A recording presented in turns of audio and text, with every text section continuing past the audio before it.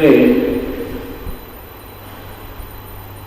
हम इस जीवन को सार्थक कर सकें।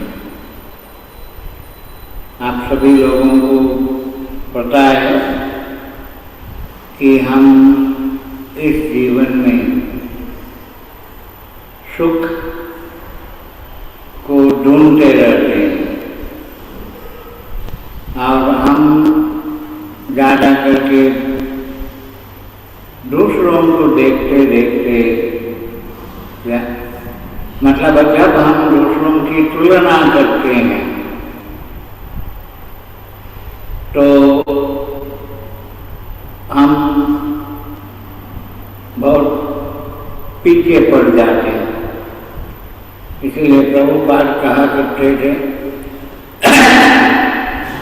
हम दूसरों की तुलना नहीं करनी चाहिए, हम अपने आप से तुलना करो। अगर तुलना करना ही है तो अपने आप से, पहले हम कैसे थे और अभी हम कैसे हैं, ऐसे अगर तुलना करोगे आप तो आपको सकारात्मक भाव पैदा होगा। अभी आप दूसरों की तुलना करोगे तो आप कहीं के नहीं रहोगे। इसलिए कहने वालों ने कहा है कि दीप कहे धनवान सुखी, मतलब जिसके पास गरीब है, मतलब पैसा नहीं है, कुछ भी सुविधाएं नहीं है, वो कहता है दीन कहे धनवान सुखी। और धनवान क्या कहता है? धनवान कहे सुख राजा को भारी। सुख अगर किसी को है वो है राजा सुखी है। राजा क्या कहता है? राजा कहता है मैं सुखी नहीं हूं। कौन सुखी है? राजा कहे महाराजा सुखी। मतलब महाराजा क्या कहता है कि सुख, मैं भी सुख नहीं भोगता, अनुभव नहीं करता, मगर सुख कौन भोगता है? इंद्र। सुख इंद्र को भारी। इंद्र कहे चतुरानंद सुखी। इंद्र कहता है मैं सुखी नहीं हूं, चतुरानंद। चतुरानंद यानी कि ब्रह्मा, ब्रह्म सुखी है। ऐसे ही तुलसीदास के विचार कहते हैं कि भजन बिना पूरे जग दुखी। मतलब हम हरि कीर्तन के बिना, भागवत के बिना पूरे जग दुखी है। इसीलिए कल हमने कहने की कोशिश की कि कैसे कैसे भक्त लोग हमेशा किसी भी परिस्थिति में खुश रहते हैं। कल आपने सुबह तो नहीं जाना होगा, कल मैं शाम को एक बात कही थी या सुबह, मुझे याद नहीं है, कि प्यार बचपन में माँ बाप से हमें फ्री मिलती है, मगर जवानी में हमें प्यार कमाना पड़ता है। मतलब किसी से भी। और बुढ़ापे में वही प्यार हमें मांगना पड़ता है। एक ग्रेजुअल प्रोसेस है प्यार को पाने का।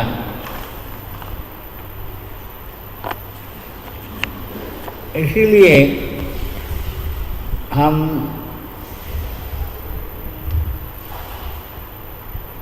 ये जान गए थे कि कल कैसे हम अपने जीवन को सार्थक करें।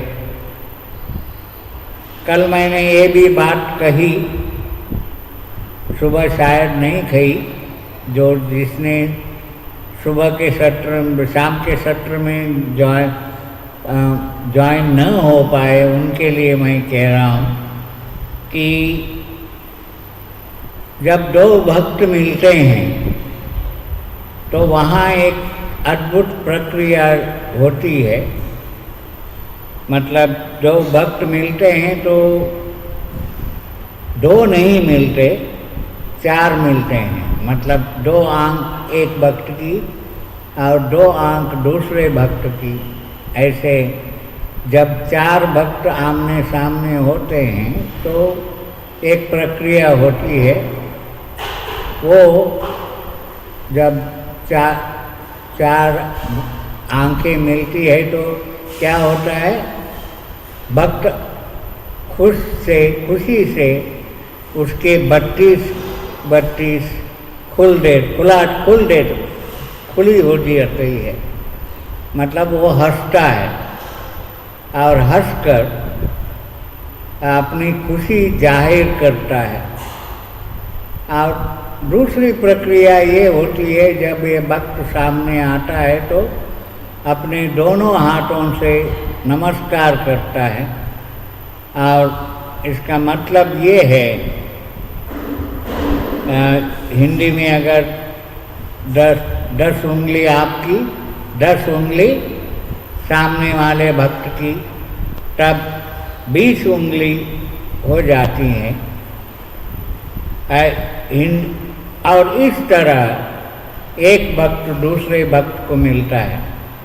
वो हिंदी में ऐसी कहा जाता है कि 4 मिले 64 खिले, 20 मिले कर जोड़, हरिजन को हरिजन मिले। यानी कि भक्तों को दूसरे भक्त मिलते हैं, तब एक अद्भुत प्रक्रिया चलती है कि वो दोनों आलिंगन करते हैं। आलिंगन करने का समय में 7 करोड़ नसें, मतलब शरीर में एक इंसान के 3.5 करोड़ नस रहता है, वो सभी आलिंगन करने का समय हर एक भक्त का 3.5 करोड़ नस, मतलब दूसरे भक्त का 3.5 करोड़, मतलब 7 करोड़ नस मिल जाती है। तब वहाँ एक अद्भुत ऊर्जा पैदा होता है। वो हम भक्तों के संगत में, भक्तों को देखकर उनके आलिंगन करने का टाइम में हमें एक शक्ति वहाँ प्रकाशमान हो जाती है। बड़े पहले हमें ये अद्भुत प्रक्रिया समझ में नहीं आती। बाद में आहिस्ते आहिस्ते हम भक्ति के पथ में आगे बढ़ते बढ़ते भक्तों की महिमा को जानने के बाद हम पहचान जाते हैं कि एक कहावत भी है हिंदी में, आप सभी भक्त हो और आपने अनुभव किया होगा, अन्न का एक कण और संत का, मतलब साधु का एक क्षण अपनी जिंदगी में बहुत कमाल कर सकता है। मतलब प्रभुपाद हमेशा कहा करते थे चैतन्य चरितामृत से, लवमात्र साधु संगत सर्व सिद्धि होय। मतलब छोटी सी भक्तों की मुलाकात से सब कुछ प्राप्त हो सकता है। मतलब हमें भक्तों की संगत से बहुत कुछ मिलता है। ऐसे भी कहा गया है हिंदी में, जैसे पिए पानी वैसी होगी अपनी वाणी। हाँ, मतलब जो जैसे खाए अन्न वैसे होगा अपना मन। मतलब प्रभुपाद जी की कृपा से हमारी वाणी कैसी रहनी चाहिए, भक्तों की वाणी, और भक्तों का मन कैसा रहना चाहिए, उन्होंने हमें उपदेश दिया है। इसी तरह हम आप सभी भाग्यवान हो, क्योंकि आप सभी गुरु के संपर्क में हो। गुरु के संपर्क में रहने से हम इस दुनिया में भी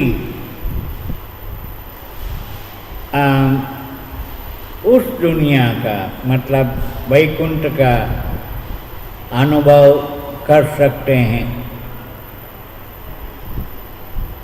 मतलब इस दुनिया में रहकर भी हम इस दुनिया का जो भी मुश्किलें हैं भक्तों को आसान हो जाती है भगवान की कृपा से, राधा गोविंद देव की कृपा से सब कुछ आसान हो जाती है। ये अनुभव आपको बार बार मिला होगा।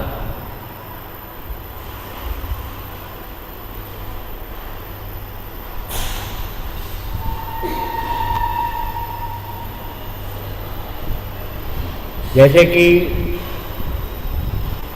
और एक ढंग से कहें तो मुफ्त में हमें माँ बाप का प्यार ही मिलता है। हाँ, उसके बाद इस दुनिया में हर रिश्ते के लिए कोई न कोई कीमत चुकानी पड़ती है।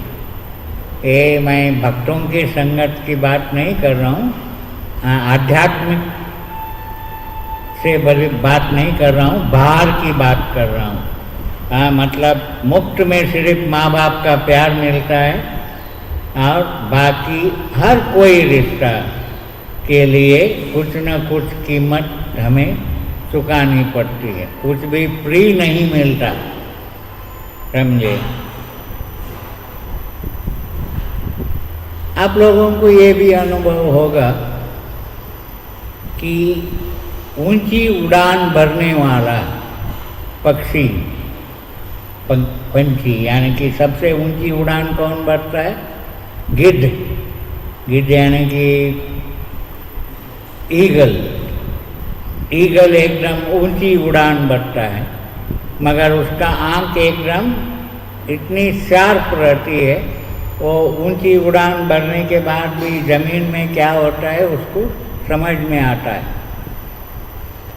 यहाँ तक कि जब ऊंची उड़ान भरता है वो गिद्ध, उसमें क्या करता है, एक कौवा है ना, गिद्ध के ऊपर कीड़े मकोड़े ज़्यादा रहते हैं, उनके पंख में कीड़े मकोड़े ज़्यादा रहते हैं, और एक कौवा वो कीड़े मकोड़े खाने के लिए गिद्ध के ऊपर बैठता है खड़ा। तब गिद्ध समझ गया कि आज ये मेरा तकलीफ देगा, तब वो गिद्ध एकदम ऊपर उठता है। एकदम ऊपर उड़ने के बाद जहाँ हवा की कमी रहती है वहाँ जाने के बाद कौवा अपने आप नीचे गिर जाता है और मर जाता है। मतलब क्योंकि उसको जो मज़ा आता है वो कौवे को जो जंतु गिद्ध के ऊपर थे वो खा रहा था, क्योंकि इससे एक चीज़ हमें मालूम पड़ता है कि हम जीव एक दूसरों से निर्भर रहते हैं। कि भागवतम हमें कहता है कि जीवो जीवस्य जीवनम, एक जीव दूसरे जीवों से निर्भर रहता है। फर्ज करो कि आपको अकेले में एक जगह बंद करके रखेगा एक कमरे में, तो आप कुछ समय के बाद पागल जैसा बर्ताव करने लगोगे। मतलब आपको किसी न किसी का सहारा चाहिए होता है। इसीलिए हर सहारा भौतिक दुनिया में, अगर आप दूसरों को सहारा, वही सहारा दे सकता है जो दूसरों को सहारा दे सके, उसमें उतना काबिलियत हो।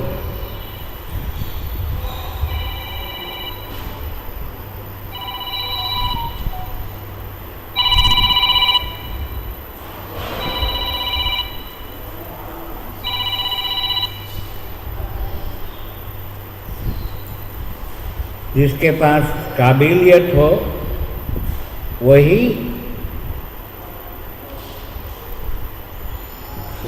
दूसरों को सहारा दे सकता है।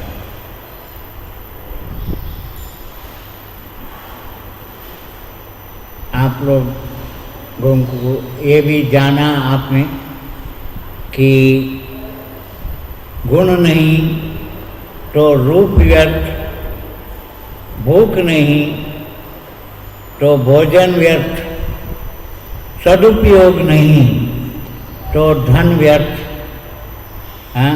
साहस नहीं तो तलवार व्यर्थ, परोपकार नहीं तो मनुष्य व्यर्थ, श्रद्धा नहीं तो पूजा व्यर्थ, अर्थ नहीं तो शब्द व्यर्थ, प्रेम नहीं तो जीवन व्यर्थ, बुद्धि नहीं तो ज्ञान व्यर्थ, और विनम्रता नहीं तो विद्या व्यर्थ। अब जो भी हम इस ज्ञान को प्राप्त करते हैं, अगर हम में विनम्रता नहीं तो वो विद्या व्यर्थ हो जाती है। जैसे कि कल मैंने कहा था आप लोगों को कि जिस पेड़ में फल ज़्यादा रहते हैं उस पेड़ को पत्थर ज़्यादा गिरते हैं। मतलब स्वाभाविक है कि या इस ढंग से भी जिसके पास जिस पेड़ में आम ज़्यादा लगते हैं वो डाली झुक जाती है। मतलब जब इंसान बड़ा हुआ रहता है, सब जानता है, वो हमेशा झुकता है। मतलब उसमें नम्रता आ जाती है। क्योंकि कल हमने जाना जिंदा और मुर्दे में फर्क। जिंदा आदमी हमेशा झुकता है, मुर्दा 5 मिनट में अकड़ जाता है, खड़क हो जाता है कि नहीं? ये हमें मालूम है। फिर भी इंसान का सबसे बड़ा कमजोरी ये है कि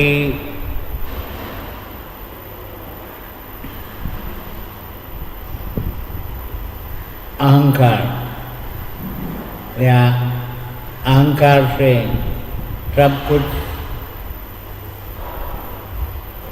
मुझे एक समझ में नहीं आता, हम इतने गुरूर क्यों करते हैं। हम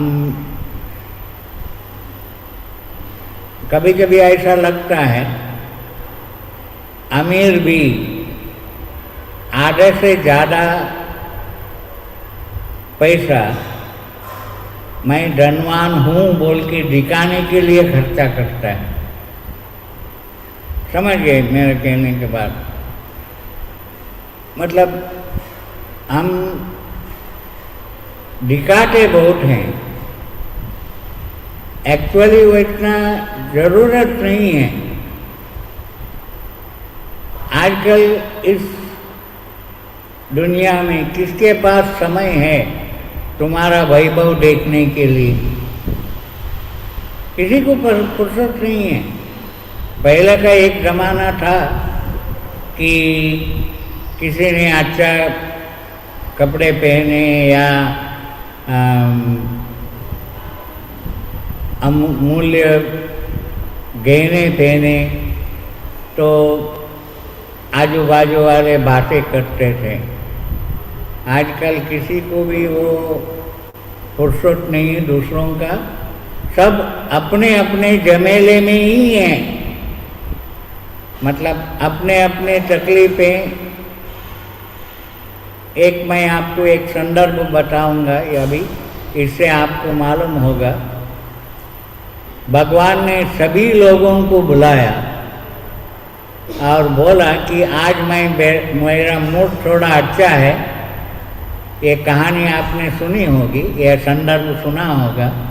आज मेरा मूड अच्छा है, ऐसा करो कि आपका तकलीफ सब एक चिट्ठी में लिखो, वो चिट्ठी लिख के मेरे पास दे देना, मैं आपका मुसीबत को मिटा दूंगा।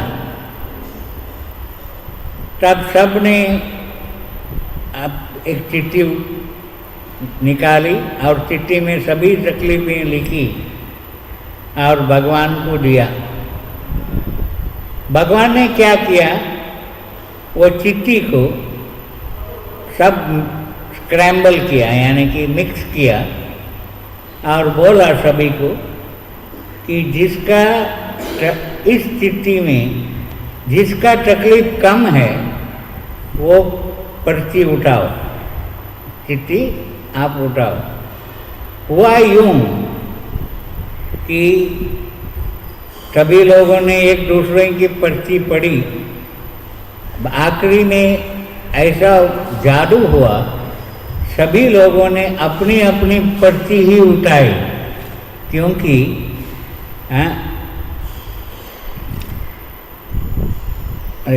सभी लोगों ने अपनी ही पर्ची उठाई, क्योंकि दूसरों का तकलीफ खुद से ज़्यादा है। समझ गए? ये तब भगवान ने कहा कि मैं किसको, मतलब मैं देता हूँ जो उसको पाने की योग्यता उसमें हो तो उसी को देता हूँ। अगर योग्यता नहीं है अपने आप में, वो देगा नहीं। इसीलिए अपने आपको कुछ चीज़ पाने के लिए, ये संसार का नियम है कि कुछ पाने के लिए कुछ खोना जरूरी है। समझे? ऐसे ही कुछ भी नहीं मिलता। यहाँ सभी लोग दोहरी जिंदगी जीते हैं।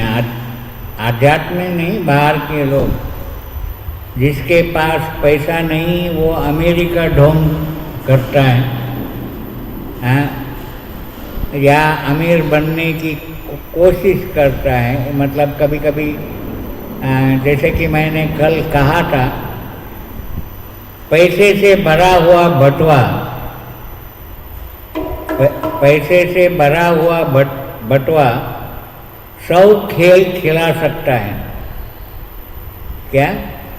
पैसे से भरा हुआ बटुआ 100 खेल खिला सकता है, वैसे ही खाली जेब 100 लेसन सिखा सकता है। समझ गए? जरा ध्यान से ये बात को समझिए। जब आप, इसीलिए मैं कल कहा था कि हरि हरि आला गोविंद देव,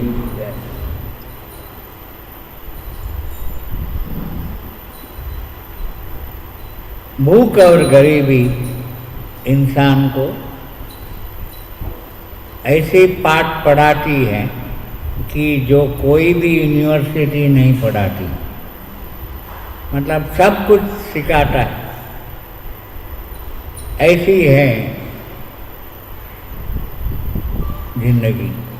मतलब कभी कभी आप लोगों ने भी कुछ पाने की इच्छा की तो लड़ लड़ के हासिल करना पड़ता है। आसानी से कुछ भी नहीं मिलता। अगर आसानी से अगर मिलता है तो उसमें मज़ा भी नहीं आता। मतलब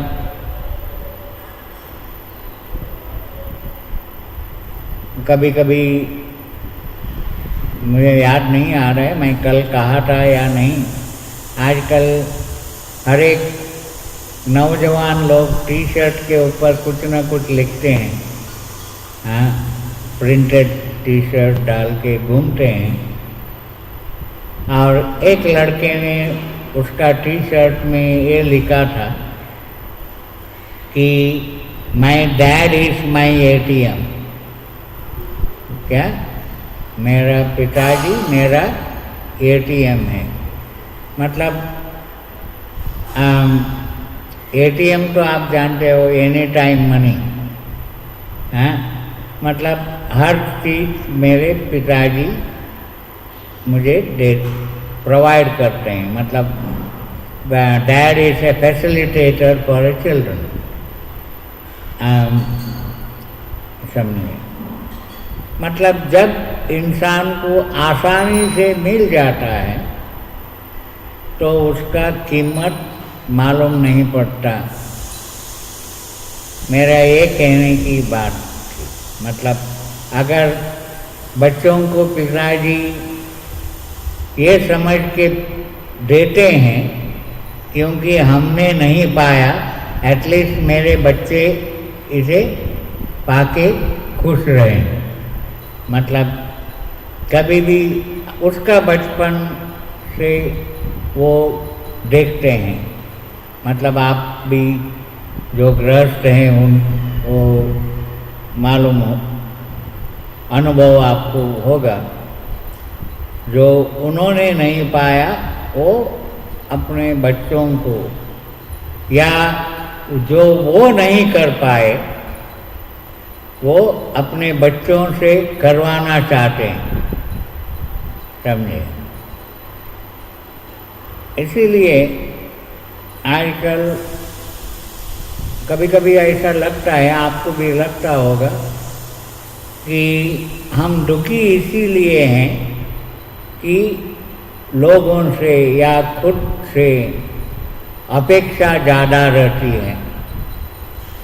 मतलब अपेक्षा, ये अपेक्षा का वजह से, अपेक्षा के तुलना में हम कभी खरे नहीं उतरते। समझ गए? वी वांट, अपेक्षा कभी भी निराश ही मिलता है। अपेक्षा कभी भी पूर्ण नहीं होती। इसीलिए संतों ने कहा है कि जो भी आप कर्म करते हो, काम अपेक्षा के बिना करो, तब आपको जो भी मिलता है तो आप आनंद में रहोगे। मतलब वहाँ एक अद्भुत प्रक्रिया घटती है, वो है वाव फैक्टर। मतलब आपको अपेक्षा के बिना आप कुछ काम किया, आपको उसका फल मिला, तो आपको लगता है कि वाह, ये मैंने सोचा नहीं था फिर भी मिल गया। मतलब वाह, मतलब एक खुशी मिलती है। मगर अपेक्षा से हमें हमेशा निराशा ही हाथ में आती है। अच्छी जिंदगी जीना है तो एक कला है, अपेक्षा के बिना आप जीने की कोशिश करो। और जैसे कि मैंने कल कहा था, भगवान ने हमें हमारे ज़रूरत से ज़्यादा दिया है, इसीलिए हमारा परम कर्तव्य होता है कि हम उसे धन्यवाद दें, ना हम बार बार उनसे मांगे।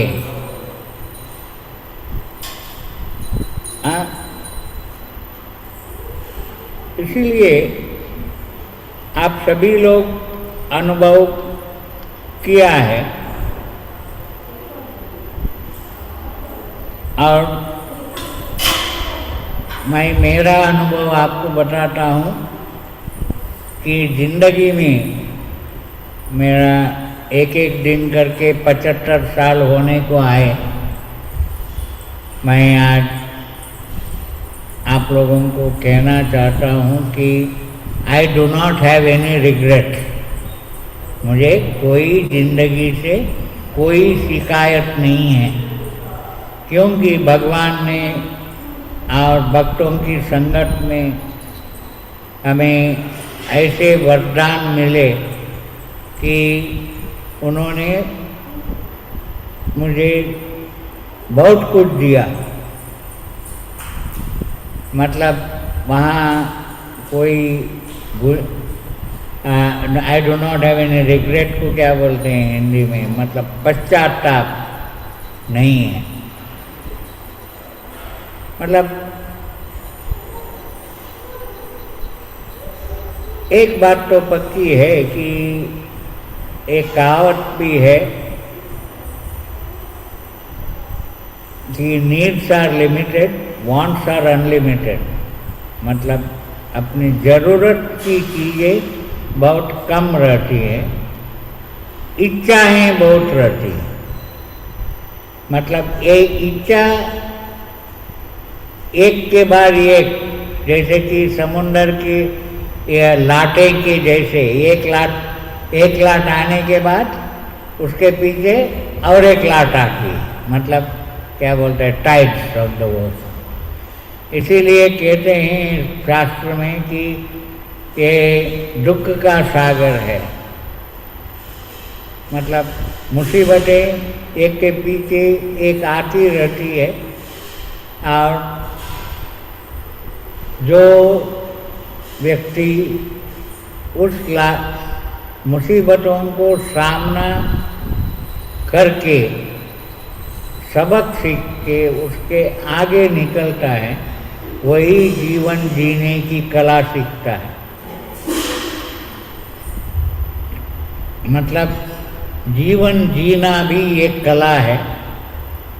वो प्रभुपाद जी और इस्कॉन के सभी भक्त जानते हैं कैसे हम अच्छी जीवन जी सकते हैं।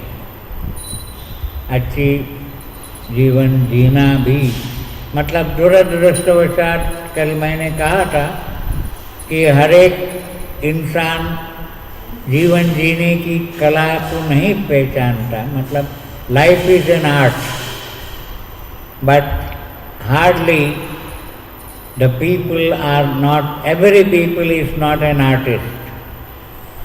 मतलब जो व्यक्ति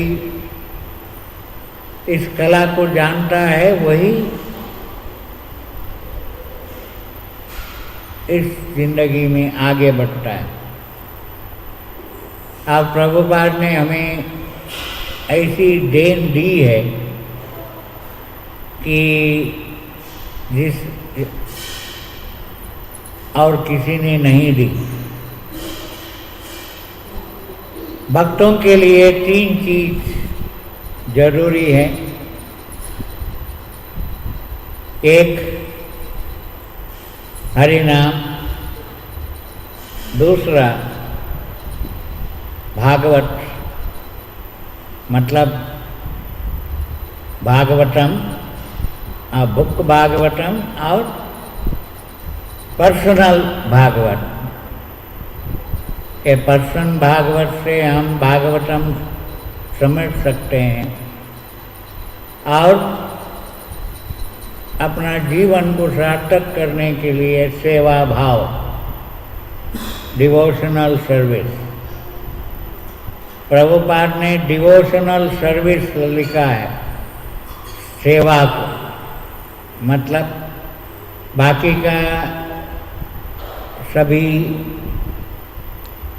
लोगों ने भक्ति को डिवोशन कर बोल के वहीं में रुक गए। प्रभुपाद ने उस शब्द को थोड़ा विस्तार किया और बोला डिवोशनल सर्विस। ये जो प्रक्रिया है सेवा भाव हमें बहुत आगे लेके जाता है। मतलब यहाँ मैं आप लोगों को आज थोड़ा तत्व मतलब बहुत से तत्ववादी हैं, वो भी परशुराम क्षेत्र में, परशुराम क्षेत्र मतलब यहाँ से केरला तक हो जाता है, मतलब कारवार से लेकर आपका केरला तक, यहाँ अलग अलग तत्व चलते हैं। मतलब मध्वाचार्य संप्रदाय वाले तत्ववादी कहते हैं अपने आप को। वही आप थोड़ा यहाँ थोड़ा आगे जाओगे केरला में, जहाँ शंकराचार्य कालड़ी में पैदा हुए, उनको उनका एक अलग ही सिद्धांत है कि मायावाद। और हर एक आदमी अपने अपने वाद पे मस्त रहते हैं। मतलब आध्यात्म में तत्ववाद और मायावाद और बहुत से अलग अलग वाद हैं। और भौतिक दृष्टि में भी हम अपने अपने जीवन में व्यस्त रहते हैं। जैसे कि मैंने कल कहा था कि अगर आप हरि कथा नहीं सुनोगे तो दूसरों के व्यथा सुनो। मतलब दूसरे के पास आप बातें करोगे तो वो थोड़ी देर कैसे वो अच्छा है बढ़िया है, मतलब इवन आप हॉस्पिटल में आईसीयू यूनिट में जाके पूछो हाँ कैसे हो भाई, हाँ आराम फर्स्ट क्लास हूँ। मतलब वो ये नहीं समझ, बाद में 5 मिनट के बाद बोलता है इतना तकलीफ हुआ ये हुआ। मतलब बाद में उसको सब व्यथा सुनने को मिलेगी। मतलब आप हरि कथा सुनोगे नहीं तो दूसरों का व्यथा सुनना पड़ेगा। कौन सा अच्छा है? हरि कथा सुनना अच्छा है। मतलब दूसरों का व्यथा सुनने से हमें कुछ देर आनंद मिलता है मन को। हाँ देखो अच्छा हो गया, ये तकलीफ में है, उससे मैं अच्छा हूँ। मतलब तब हम दूसरों की तुलना करते हैं। मतलब एक से बढ़कर एक रहता है, क्योंकि मैंने शुरुआत से ही कहा दीन गए धनवान सुखी, ऐसे बहुत तुलना हमने की। मैं आप लोगों को आप ये नए साल में एक हम बहुत मेहनत से धन को प्राप्त करते हैं, और अगर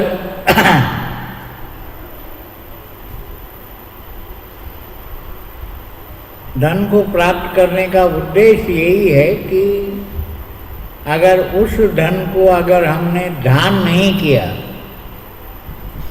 वो धन आपको बांध देता है। मतलब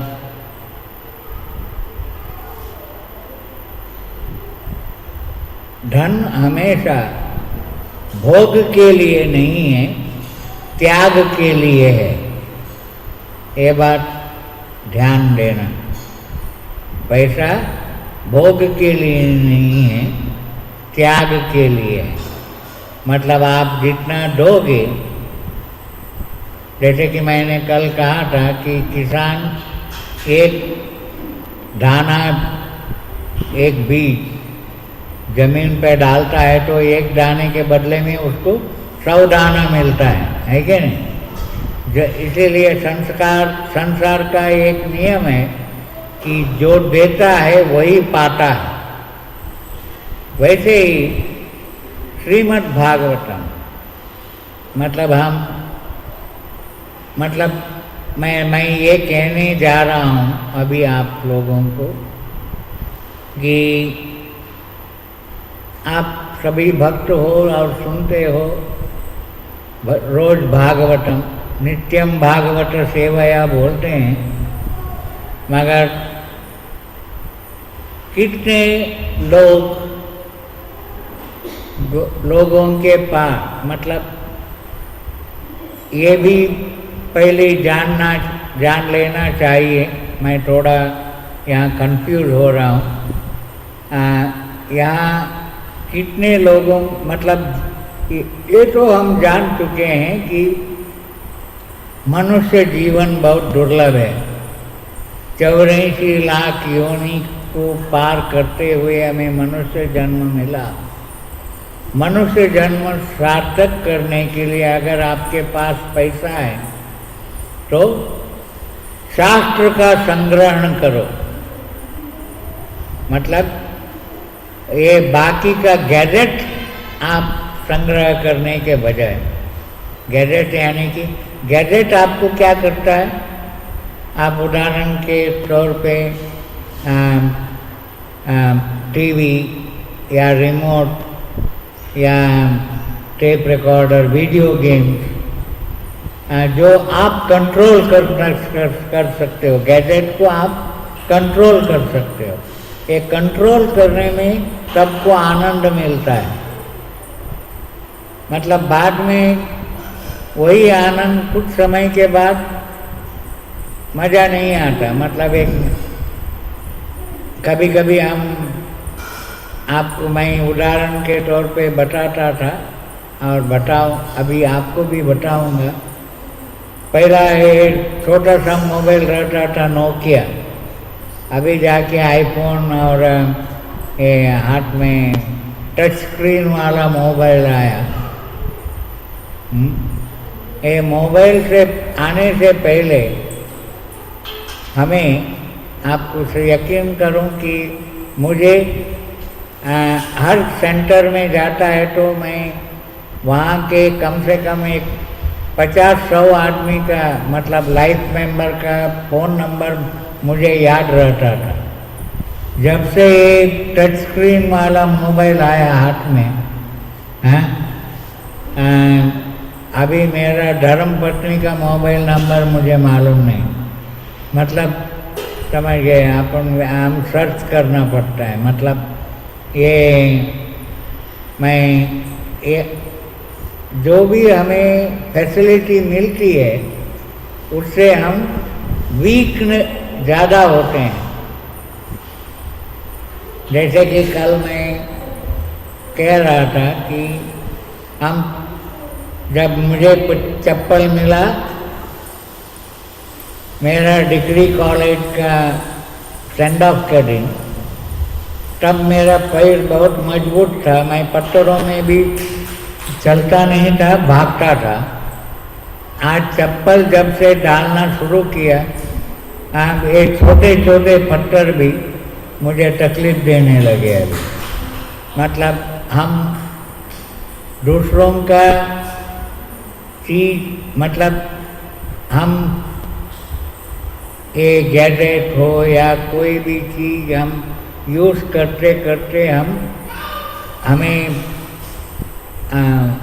उपयोग में अगर हम नहीं लाए सही ढंग से, हम उसके आदी हो गए तो वो हमें खा जाएगा। समझे? मतलब ये सभी मैं आप लोगों को इसीलिए बता रहा हूँ। मगर एक बात तो पक्का है, आप आध्यात्मिक या भौतिक जीवन में व्यस्त हो पैसे कमाने में।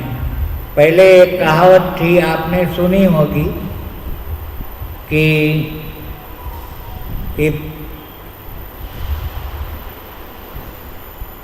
Wealth is lost, nothing is lost.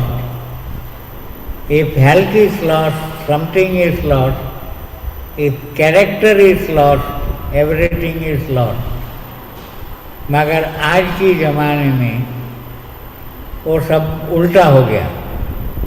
मतलब आज के ज़माने में वेल्थ ही सब कुछ है। पहला वेल्थ को कीमत नहीं देते थे, वैल्यूज को कीमत देते थे। समझ गए? मैं पहले कैरेक्टर को इम्पोर्टेंस देते थे, अभी कैरेक्टर को कोई इम्पोर्टेंस नहीं देता, पैसे को ही सब कुछ। सबसे बड़ा रुपया, मतलब समझे।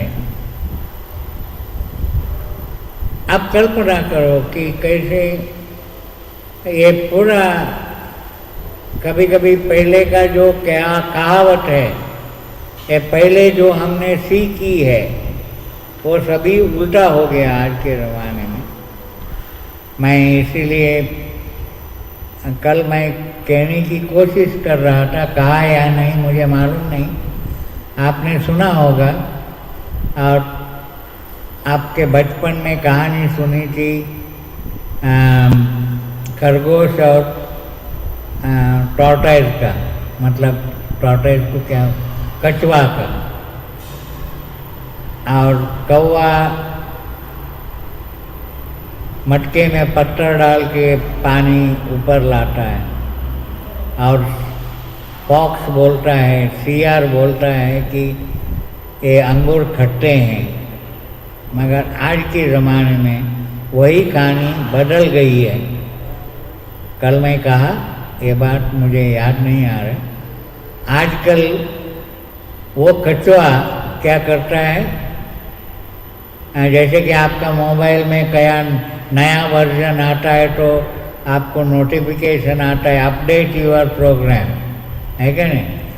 ऐसे ही ये पुराने ज़माने की कहानी आज के अपडेट हम करते हैं तो क्या होता है, एक कछुआ बोलता है कि आज का ज़माना अलग है, मैं चलूँगा नहीं, पैर में स्केटिंग व्हील पहनूँगा।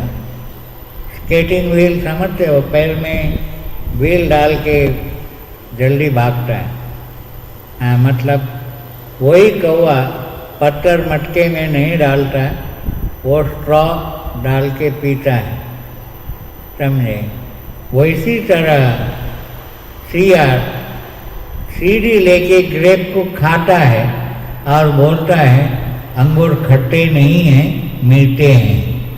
मतलब आज का ज़माना ऐसा हुआ कि ये रिजल्ट ओरिएंटेड ज़माना है।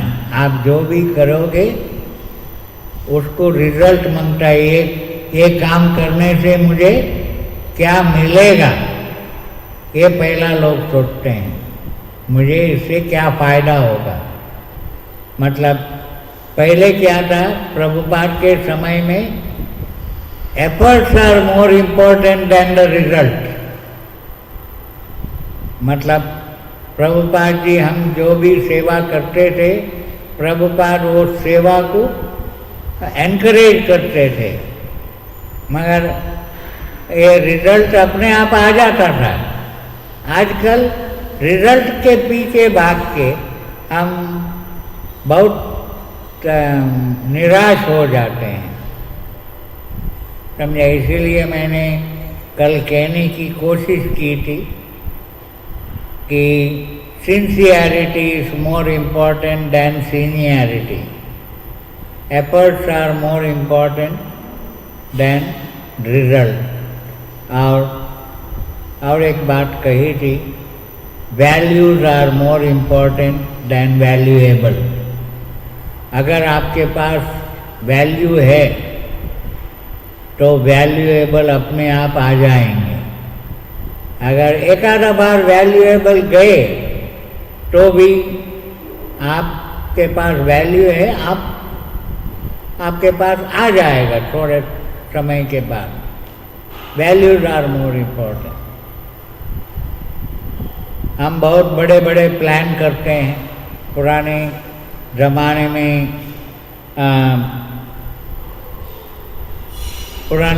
में हम अगर पुराने ज़माने की कहानी अगर हम सुनेंगे तो आप लोगों को मालूम होगा कि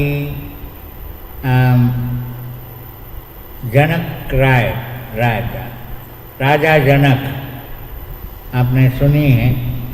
राजा जनक की पुत्री थी जानकी या सीता माता। वो बहुत बड़ा राजा परिवार था और राजा भी ज्ञानी राजा था, राजर्षि था वो। उसने ये सोचकर दशरथ नंदन राम को ये सोचकर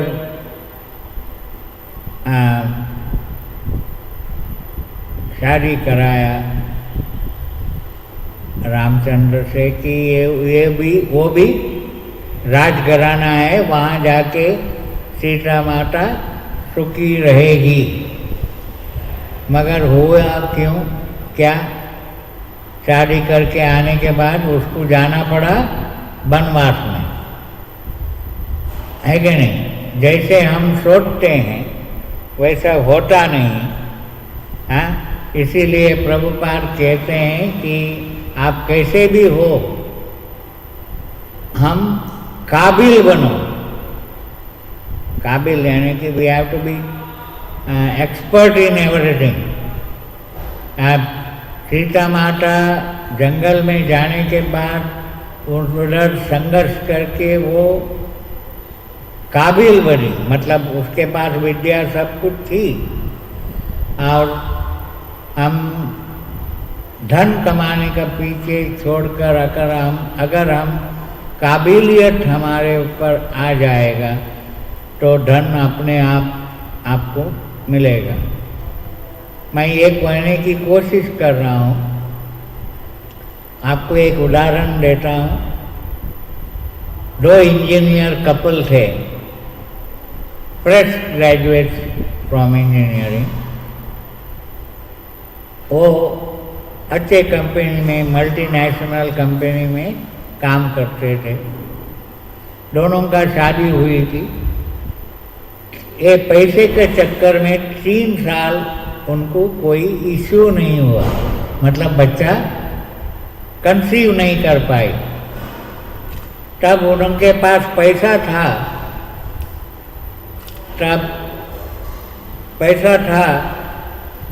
तब वो कपल ने क्या सोचा, आज की मॉडर्न युग में आजकल फर्टिलिटी टेस्ट ये वो सब करते हैं। हाँ, क्या कमी है हमें जानने के लिए कोशिश करने लगी। विचार आया मन में, फर्टिलिटी टेस्ट करेगा तो बच्चा पैदा होगा, ऐसा उन्होंने सोचा।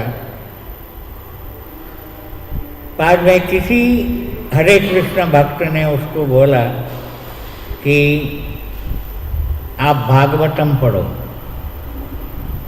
तब वो, क्योंकि हमेशा मर्द को थोड़ा अक्कड़ ज़्यादा रहता है, औरत लोग थोड़ा नरम और आशावादी रहते हैं और हर एक चीज़ ट्राई करने में थोड़ा माहिर होते हैं। आप कोई भी धार्मिक सभा में जाओ तो औरत लोगों की संख्या मर्दों से ज़्यादा रहती है, क्योंकि स्त्री पुरुष से ज़्यादा कुछ अच्छे गुण उनमें ज़्यादा रहती हैं। एक सहनशीलता, और वो एक समय में बहुत कुछ काम कर सकती है, मतलब she is a multitasking qualities भगवान ने उनको दी। और रिप्रोडक्शन का भी प्रोग्राम उन्हीं को दिया। हाँ, और दे लिव इन होप, आज नहीं कल हमें मिलेगा, ये आशा उनमें रहती है। खैर, मैं वापस वो इसमें आता हूँ कि उस औरत ने भागवतम पढ़ना शुरू किया अदृष्टवशात उनको कंसीव हो गई वो लेडी कंसीव होके उसने उसको ये खातरी हुआ कि मैं भागवतम पढ़ने के वजह से मुझे कंसीव हो गई मैं, समझे। उस लेडी ने, स्त्री ने, जब उसके प्रेगनेंसी का 9 महीना था, उस 9 महीने में उस स्त्री ने 8 कैंटो श्रीमद् भागवतम प्रभुपाद के पढ़े। मतलब थोड़ा डॉक्टर ने भी, घर वालों ने भी उसको बोला कि आप कुछ मत करो, आप ध्यान दो अपना बच्चे का, मतलब उसको कंप्लीट रेस्ट दिया डॉक्टर के एडवाइस के ऊपर।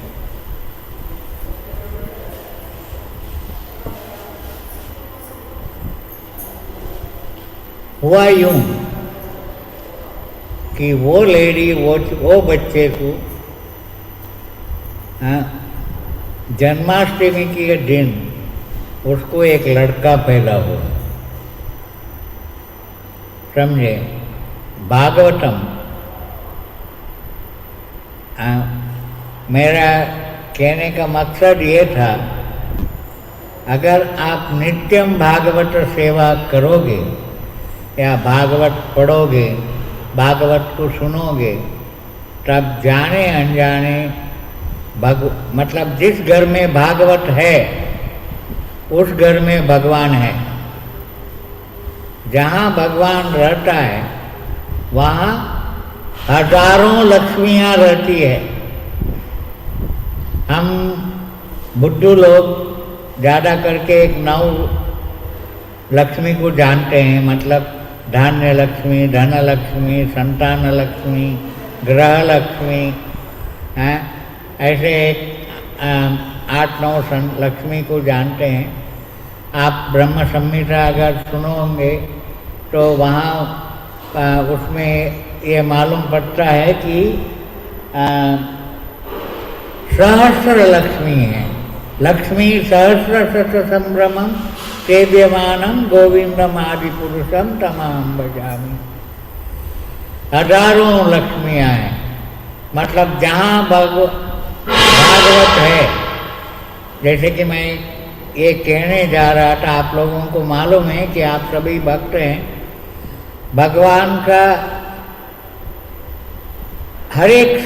भागवत का हर एक स्कंद भगवान का एक एक अंग है।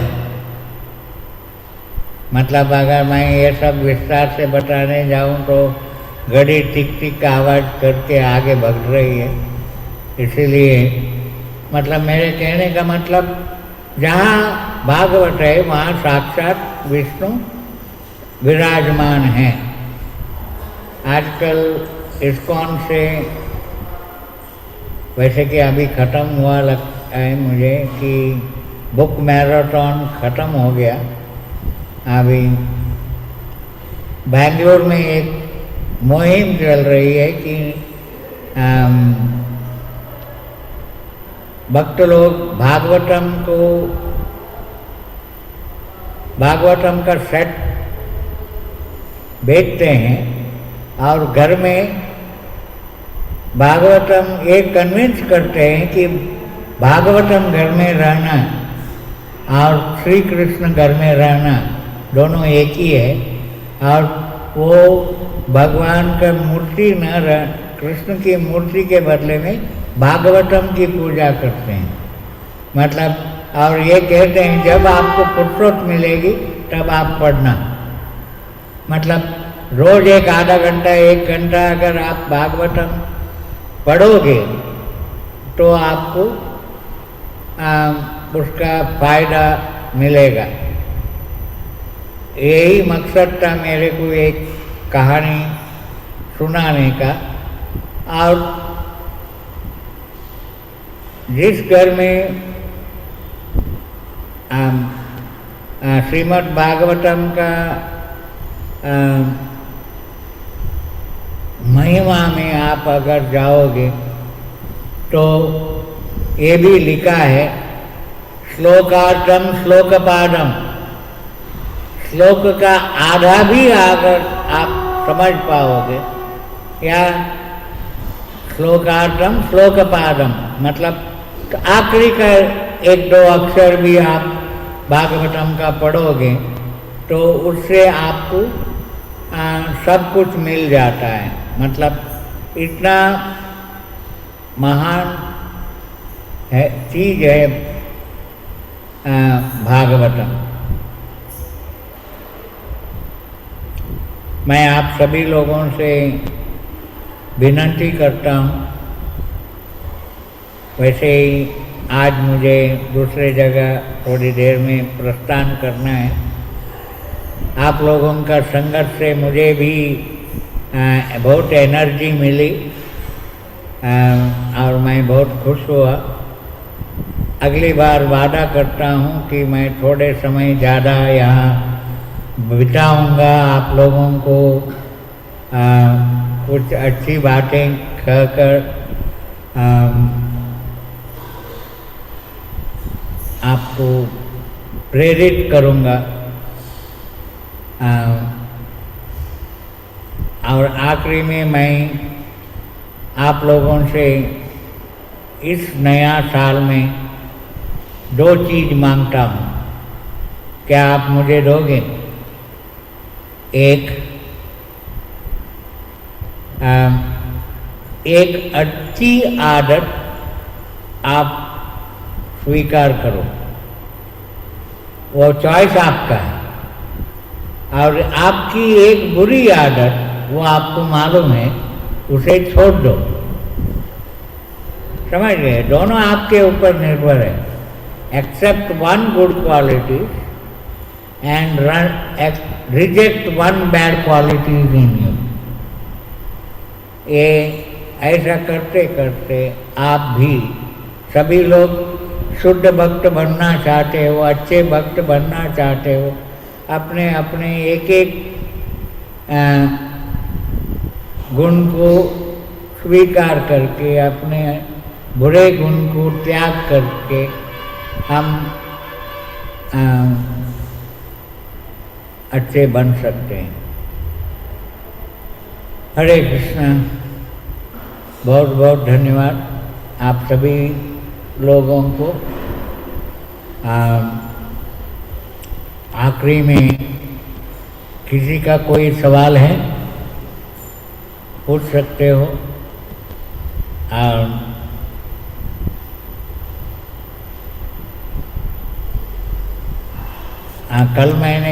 कल आप लोगों ने आपके मेरे इस प्रवचन में आपको नींद नहीं आई होगी, क्योंकि कल मैंने कहा था कि जब आपको जपा करने का समय में या भागवत सुनने का टाइम में नींद आती है तो प्रभुपाद ने कैसे मुझे सिखाया, खड़े रहो और सुनो, तब नींद नहीं आएगी। ऐसा मुझे लगता है कि आपको नींद नहीं आई होगी। बहुत धन्यवाद। कोई सवाल है तो आप, मुझे लगता है 2-3 हाथ दिख रहे हैं, आप पूछ सकते हो। हरे कृष्णा। मुकेश को हरे कृष्णा। हाँ ओके। हरे कृष्ण। हरे कृष्ण। हाँ हरे कृष्ण प्रभु जी। हाँ प्रभु जी के बोले हुए छोटे छोटे कोट्स है, वो लगते तो बहुत छोटे हैं लेकिन अपने आप में बहुत सारी चीजें सिखा देते हैं। जैसे कि आपने वो कौवा का एग्जाम्पल दिया प्रभु जी, कि कौवा कीड़े मकोड़े से बचने के लिए एक लंबी उड़ान भरता है। अभी वो उड़ान भरता है तभी उसे पता नहीं चलता है कि जैसे जैसे ऊपर जाता जाएगा वैसे वैसे साइंटिफिकली ऑक्सीजन लेवल ड्रॉप होते जाता है और एक लेवल के बाद सफोकेशन महसूस होता है। ये सब समझ कौवे में नहीं रहती है, इसलिए वो उड़ान भरते ही जाता है। और अंतिम बाद में एक पर्टिकुलर लेवल के बाद उसका फ्री फॉल होता है।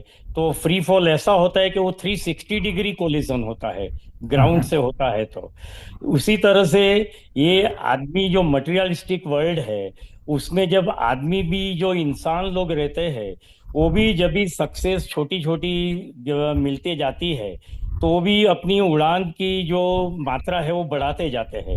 एक पर्टिकुलर लेवल के बाद वो उड़ान इतनी भर भर देते हैं कि जहाँ उसको सफोकेशन महसूस होता है। और बाद में वो लोगों को भी वो कौवा जैसा 360 डिग्री फ्री फॉल महसूस होता है। तो it resulted into committing a suicide, और it resulted into a very big disaster also. These are the cases which are registered also within the India only, I am talking about. So ये बहुत सारी चीजें सीखने जैसी है, और छोटी चीज भले लगती है, लेकिन वो बहुत सारी चीज अपने में एक अलग अपने को लेसन दे जाती है।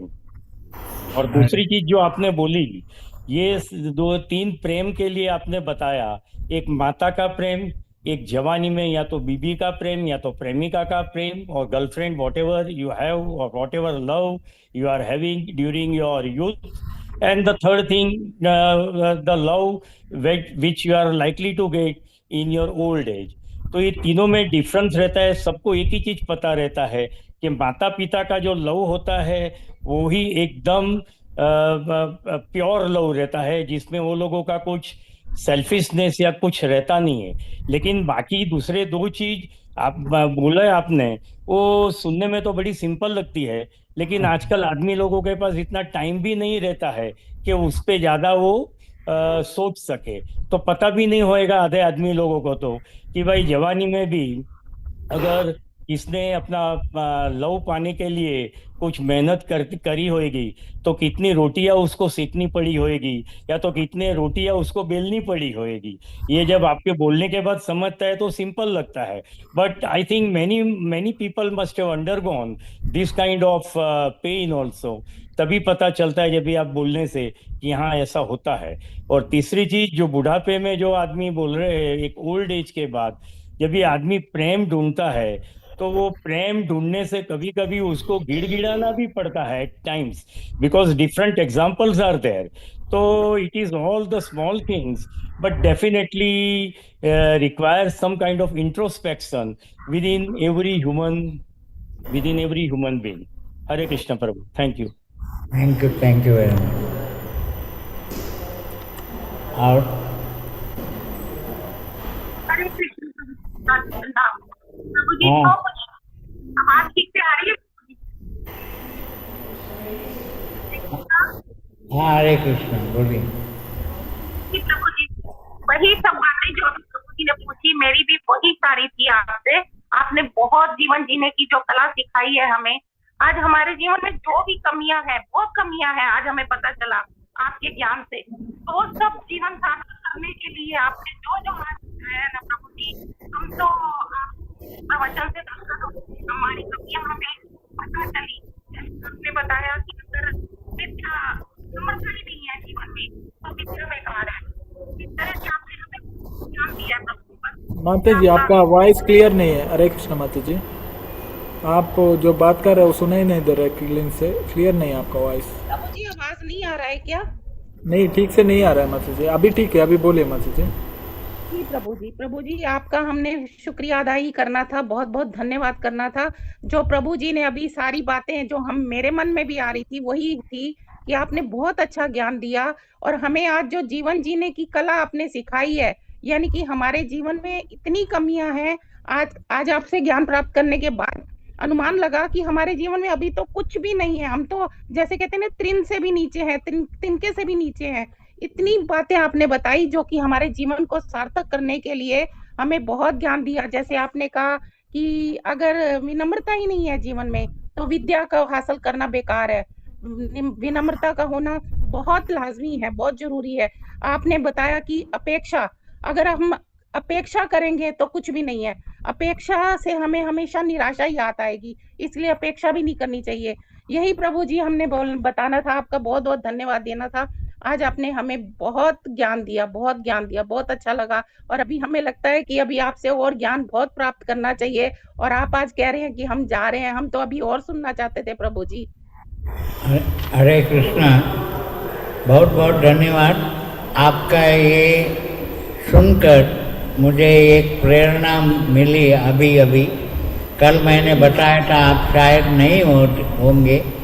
हाँ, आपने कहा कि मैंने मेरे प्रवचन में आपको जीवन जीने की कला मालूम पड़ी। हाँ, जीवन जीने की कला के साथ साथ मैं आपको अभी कैसे अच्छी मौत भी, जो भी जीता है, जन्म लिया, वो एक दिन मरेगा। जी हाँ? जी हाँ, मगर कैसी हमें अच्छी मौत आए, बिल्कुल बिल्कुल। हाँ, अच्छी मौत के लिए मैंने प्रभुपाद की समाधि मैंने देखी। मतलब 15-16 दिन पहले मैं जब प्रभुपाद ने शरीर समाधि ली, तब मैं वहाँ वृंदावन में था। उसको ध्यान में रखते हुए मैं कुछ चीज़ें मेरे दिमाग में निकली, वो बात मैं आपको बताने जा रहा हूँ, जिससे आप जीने की कला के साथ साथ मरने की कला भी आप जान जाओगे। हाँ, मैं आप भी दोहरा सकते हो, मैं बताऊंगा हिंदी में। कल मैं दोनों टाइम ये तुलु बोलने वालों को भी और हिंदी में शाम को मैं बताया था। वो मैं आपको कल सुबह मैं बता नहीं पाया, वो अभी मैं बताऊंगा आपको। जी प्रभु। ए मौत तुम तब आना, ए मौत तुम तब आना, जब मैं वृंदावन में हूँ, ताकि तुझे आने में आनंद लगे, ताकि तुझे आने में आनंद लगे, मुझे जाने में आनंद जाने में लगे। आनंद लगे। हरि बोल प्रभु जी, हाँ, हरि बोल।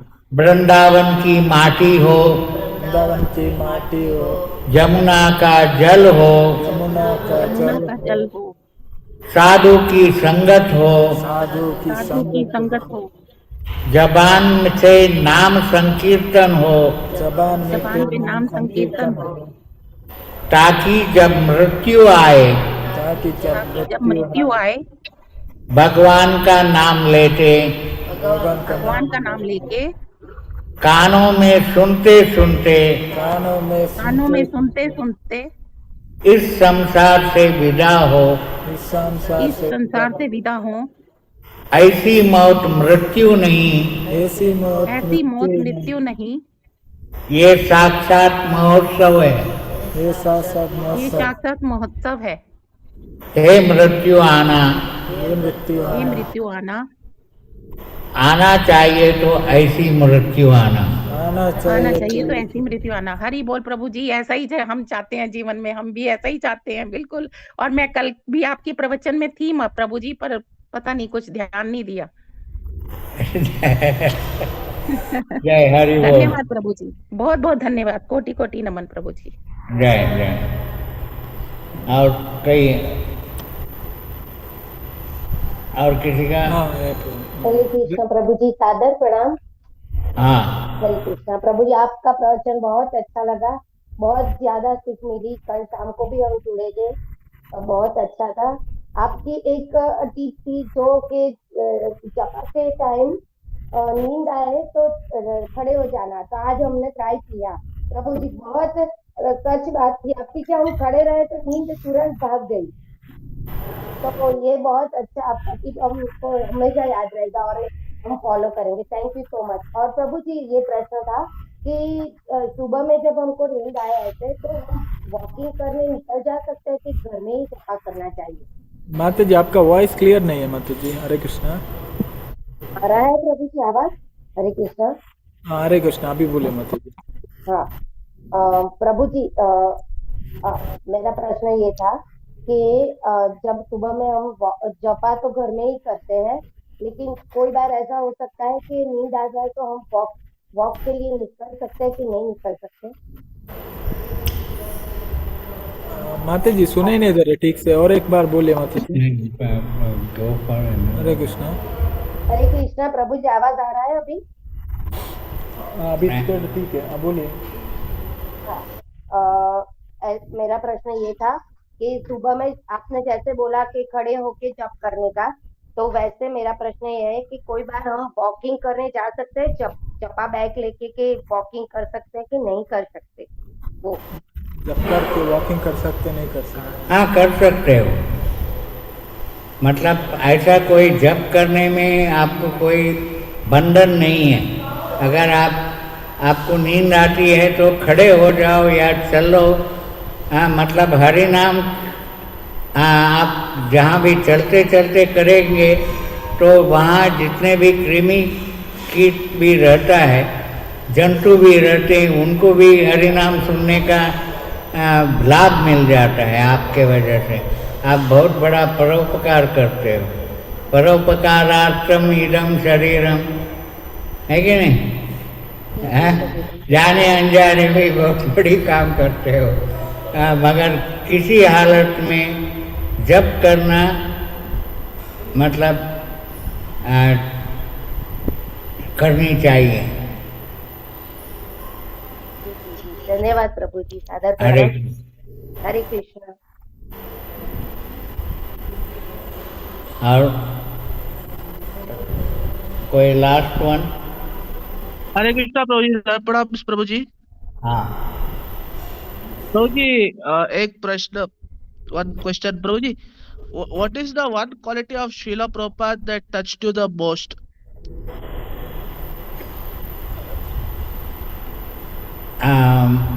It is hard to explain.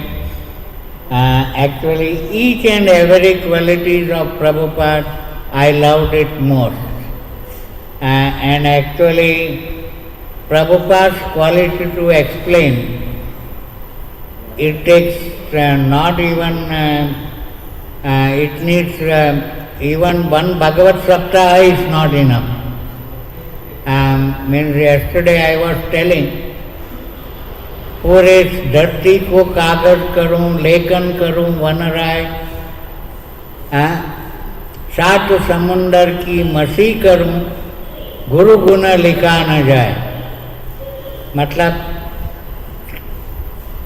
धरती कितनी बड़ी है, उतनी बड़ी पेपर लेके उससे किताब बना के, अगर जितने वृक्ष हैं उससे पेन बनाकर 7 समुंदर की पानी को इंक बनाकर आप गुरु के गुण लिखने को शुरू करें तो भी गुरु का गुण समाप्त नहीं होता। गुरु के हर एक गुण शिष्य को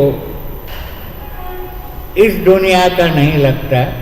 ऐसे ही प्रभुपाद के हर एक गुण, मगर सबसे बड़ा गुण ये है प्रभुपाद का, मैं आपके लिए कह रहा हूँ, मैं आपसे बहुत ईर्ष्या करता हूँ, क्योंकि आप प्रभुपाद के पोते हो, पोता पोती हो।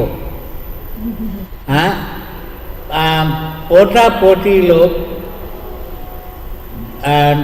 दादा को, मतलब ग्रैंडफादर को बहुत प्यारे लगते हैं।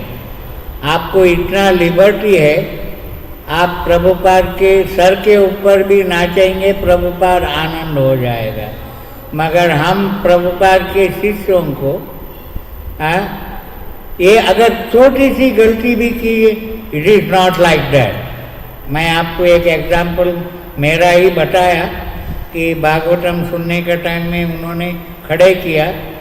लोकनाथ महाराज को एक आदत थी, जब भारतीय बैठक बैठते थे वो एक पैर हिलाते थे। उन्होंने एक बार उनको कहा कि स्टॉप दिस। उसके बाद लोकनाथ महाराज का वो पैर हिलाने का जो प्रक्रिया थी बंद हो गई। मतलब ये सब छोटी छोटी बातें लगती है, मगर ये बहुत आगे जाके बहुत बड़ी बन जाती है। मतलब हमें ये छोटी छोटी गलती पकड़ के प्रभुपाद ने हमें सिखाया और आज हम आप लोगों को देख के मुझे आपको ये डांट कम पड़ी। मतलब कभी भी पिताजी अपने बच्चों को अपेक्षा ज़्यादा करते हैं, पोतापति से सिर्फ प्यार ही बांटते हैं, समझ गए आप। इसीलिए आप ज़्यादा अपने से आप ज़्यादा भाग्यवान हो। इस चीज़ के लिए मैं आप लोगों से ईर्ष्या करता हूँ। हरे Krishna. It is no, don't take it in other ways, but in a positive spirit. हरे कृष्णा। एक आखिरी सवाल लूंगा। हरे कृष्णा, धन्यवाद, प्रणाम प्रभु जी। हाँ मैं ऑडिबल? हरे कृष्णा। हाँ हरे कृष्णा प्रभु जी, हमने तो प्रभुपाद को देखा नहीं है, पर हम आपकी नजर से प्रभुपाद को देखते हैं रोज। 2 दिन का बहुत अच्छा सेशन हुआ Prabhu ji. Thank you so much for this wonderful session. Prabhu ji, प्रश्न ये था कि आप भी गृहस्थ है और हम भी गृहस्थ है। आपको पता है कि हम फंसे हुए, हम लोग गृहस्थ पूरा दिन वो पैसा कमाने के पीछे भाग रहे हैं। तो क्या आप हमें बताइए, आपके एक्सपीरियंस से, कि गृहस्थ का आइडियल जीवन कैसा होना चाहिए, उसकी दिनचर्या कैसी होनी चाहिए, और उसकी दिनचर्या में मिनिमम क्या क्या होना चाहिए कि जिससे वो आगे श्री प्रभुपाद जी की सेवा कर सके, आप जैसे परम वैष्णव की हम सेवा कर सके। तो उसके लिए हमारी दिनचर्या में मिनिमम हमें क्या रखना चाहिए प्रभु जी, प्लीज हमें गाइड कीजिए। हरे कृष्णा। Thank you. हरे कृष्णा। जैसे कि मैंने कल कहा था आप लोगों को, गृहस्थ जीवन में मतलब संसार में मतलब अगर हम कन्नड़ में अगर लिखते हैं संसार, तो अगर 3 लेटर है मगर एक 0 भी है उधर, संसार। अगर 0 निकालेगा तो ससार हो जाता है। मतलब ससार का मतलब कोई वैल्यू नहीं करता, मतलब इनवैल्यूएबल। अगर संसार में वो 0 मतलब मकार अगर है तो संसार का सागर को भी पार कर सकता है।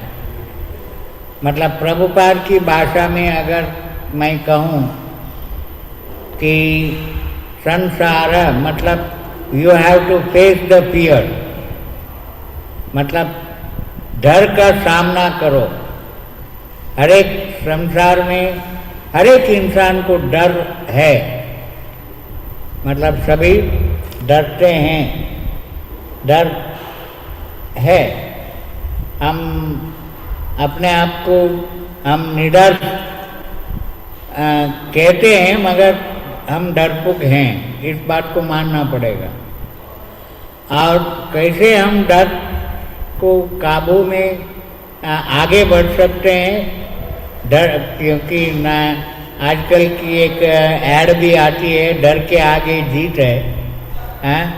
मगर जब तक आप डर को सामना नहीं करोगे तब तक आपको जीत नहीं मिलेगी। और गृहस्थ जीवन जीना आज की दुनिया में, मैं एज ए गृहस्थ मैं आपको बोल सकता हूँ, और शास्त्र के ऊपर भी ये मैं कहूँगा कि गृहस्थ मतलब 4 आश्रमों में गृहस्थ आश्रम इतने इसीलिए टफ है क्योंकि बाकी अपना खुद की गृहस्थी संभाल कर उसको बड़ी जिम्मेवारी है कि बाकी का तीनों आश्रम को मदद करे। मतलब ब्रह्मचर्य, संन्यास और वानप्रस्थी लोगों को भी उनको देखना पड़ता है। गृहस्थ उनका खुद का संसार को देखकर, मतलब गृहस्थ जीवन ऐसा लगता है कि गृहस्थ जीवन में सब अच्छा ही अच्छा गुजरता है। मतलब इंद्रिय तृप्ति ये वो सब इंद्रिय तृप्ति के साथ साथ ही ये भी मालूम पड़ता है आटा और दाल का भाव भी मालूम पड़ता है। मतलब समझे, हर एक चीज का कीमत मालूम पड़ता है। जब ये समझते हैं कि हम कुछ पाने के लिए कितना तकलीफें उठाना पड़ता है, ये समझ में आती है। इसीलिए गृहस्थ जीवन उतना इजी नहीं है जितना दिखता है। और हर एक को लगता है कि जैसे कि मैंने कहा, दूसरों को आप तुलना करोगे तो आप कहीं के नहीं रहोगे। अगर अपने आप को तुलना करोगे तो आप बहुत कुछ पाए हो। ये इससे आप इस पॉजिटिविटी से अपन संसार में ये दास, मतलब ये टाइटल प्रभुपाद हमें देते हैं, दास और दासी, इसको भूलना नहीं। कभी भी हम यजमान बनने की कोशिश करेंगे तो तकलीफ होगा।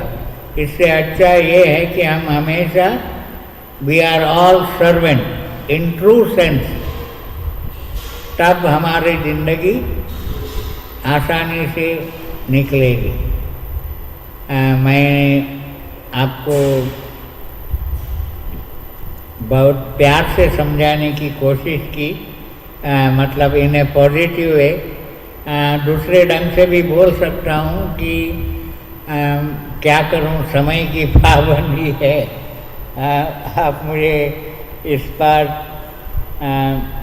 आप समझ गए होंगे मैं क्या बताने चाह रहा था। और आप अगर इतने जो भी आपने सुना, अगर उसमें 1/3 भी आप अगर कार्य रूप में लाओगे, आपका गृहस्थ जीवन सोने पे सुहागा होगा। ये मैं दावे से कहता हूँ। हरे कृष्ण। हरि हरि जय। हरे कृष्ण। धन्यवाद।